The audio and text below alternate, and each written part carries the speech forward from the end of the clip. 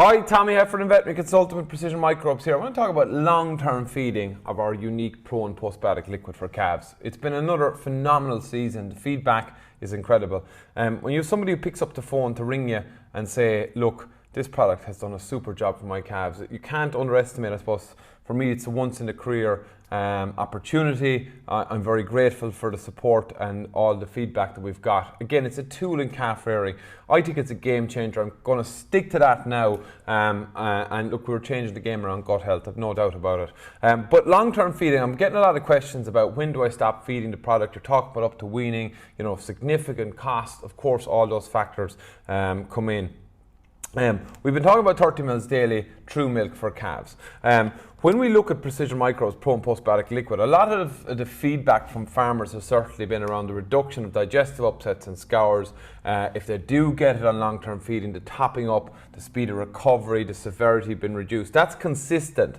But the product was actually designed initially when I became involved as the skeptic turned now complete preacher. I was looking at it as a performance product, looking at average daily gain, particularly focused on replacement animals, that important period up to weaning, and we know the lifetime performance, so more milk yield, all those sort of things. So I was looking at trial work, and what we saw on the 30 ml daily for long-term feeding in the 4 weeks before weaning was that's where we saw the huge difference in average daily gains between treatment and control. So if we look at treatment and control, it was anywhere between 150 to 200 gram day differences, where in the earlier periods it was quite, the difference wasn't huge, but it was the reduction in scour. Why? Because, well, if we think about rumen development, so this is the rumen and hindgut. If we think about rumen development, that's really occurring as the calves are coming down in milk and going up on concentrate intakes. Okay, so weaning time is a real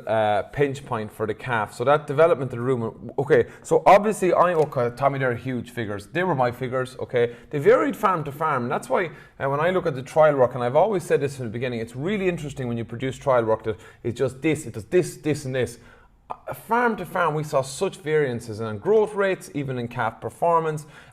Some farms we saw the elimination of calf diarrhea, but consistently what I saw at a medium level was the reduction of severity and the quick recovery. So it's interesting when you look at trial work. What the beauty about this is, you're going to say, Tommy is so biased. Of course you're going to say this, We've also seen independent trial work done by students who've taken our product on for thesis work to see the same type of performance in the last period before weaning time. So it's not just us, it's independent trials as well. That's, I suppose, for me, it becomes a performance product up to weaning if you're going to look at long-term feeding.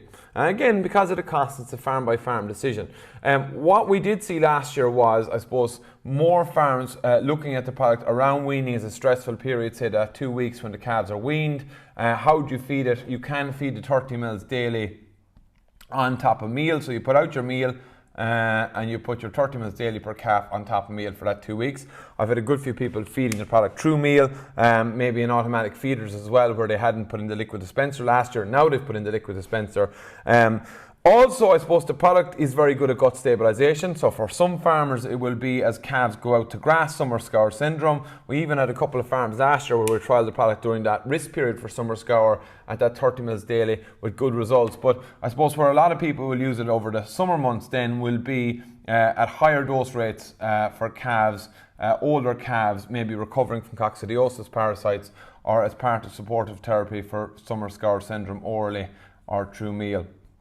Again, talking to your own vet. So look, long-term feeding, of course Tommy's biased, but it's been another incredible season. I really look, for me, it's a once-in-a-lifetime opportunity to be involved with such different science. I mean, I've been involved in trying to provide videos and talk about education and improving and farm performance and animal health. To be working now with a tool and people ringing you up saying, I can see a significant difference in health, mortality, antibiotic reduction. Antibiotic reduction, I've been talking about that for a long, long time. We're doing it on farm. I don't care what anybody's saying. It's just so many farms using our product. They're getting less sick calves. And for me, that's why I'm excited. That's why I'm going to push it, keep talking about it, and I'm going to keep saying these products are game changers. Thanks for listening.